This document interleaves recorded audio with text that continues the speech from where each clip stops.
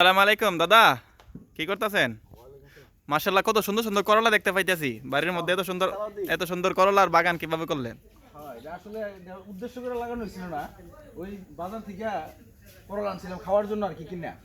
আচ্ছা আচ্ছা। করলা পাকা পড়ছিল, বিচিগুলো হ্যাঁ ফাঁকা করলাটা ফালাই দিব। তোমার ভাবি আবার আমার সাথে রাগাই করতেছে। আমি আবার এটা করছিলাম কি, ওই যে ওই পাশে দেখো আমার এখানে কতগুলো টপ ক্যারেট আছে, ক্যারেটে আমি বিচিগুলো এমনি ফেলে দিছিলাম। তো তিনটা চারা উঠছিল, ওখান থেকে একটা চারা নিয়ে লাগাই দিছিলাম আর কি। তো এটা তো মাশাআল্লাহ দেখো কিভাবে আসছে। এই পর্যন্ত প্রায় 4-5 কেজি খাওয়া হয়েছে। এরপরে তো হয়ে যায় গিরায় গিরায় মাশাআল্লাহ প্রত্যেকটা এই যে করা আছে ছোট ছোট, এই যে দেখছো, দেখতে পাচ্ছ? হ্যাঁ না, মাশাআল্লাহ এই যে ভিতরে দেখতেই পারতাছি, মাশাআল্লাহ সাইজ খুব সুন্দর। হ্যাঁ, কাছে না দেখো, তুমি তুমি যেহেতু ভিডিও করতেছো এই যে, বিদেশ নিয়ে তোমার বন্ধুরা দেখায়ও। বেদা আমার বন্ধুরাই তো বিচারে, কৃষি বিচারে খালি। এই যে দেখছো, এই যে দেখো কতগুলো মাশাআল্লাহ একটা গাছে থেকে, মানে মাশাআল্লাহ গিরাই গিরাই গিরাই গিরাই গিরাই গিরাই প্রত্যেকটা গিরাই গিরাই করলা আছে, একটা গাছ মাত্র।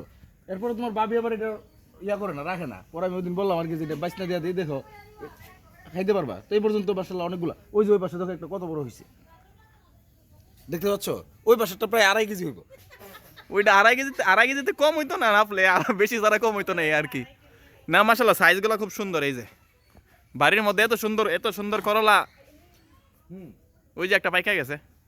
না না, এটা নষ্ট হয়ে গেছে। ওই যে ওষুধ দেওয়া হচ্ছে না তো, আর আমরা এই কীটনাশক দিই না, এটা অর্গানিক খাবার খাওয়ার জন্য কীটনাশক ব্যবহার। না, যেহেতু বাড়ির মধ্যে বাড়ির লেভেলেরই থাক, কোনো ওষুধ দেওয়ার দরকার নাই। এমনি তো মাশাআল্লাহ সুন্দর, আর ওষুধের কি দরকার? আসলে মূলত একটি বাড়ি একটি খামার। বাড়ির মধ্যে যদি ছোট ছোট যে কিছু জায়গাগুলো পড়ে আছে, সবাই ট্রাই করতে পারেন বাড়ির মধ্যে কোনাখানা দিয়া। হ্যাঁ, তো নিজের খাবার হয় এবং বিষ মুক্ত, কীটনাশক মুক্ত, ফরমালিন মুক্ত অর্গানিক খাবার খাওয়া যায়, বুঝছো? এই যে পুঁইশাকের চারা দুটো লাগাই দিয়েছিলাম, দেখো পুঁই কিন্তু এই যে ওইদিকে পয়সাও আছে।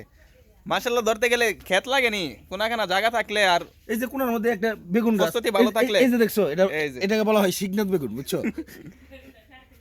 চলো সবাই, আসসালামু আলাইকুম, বাই বাই।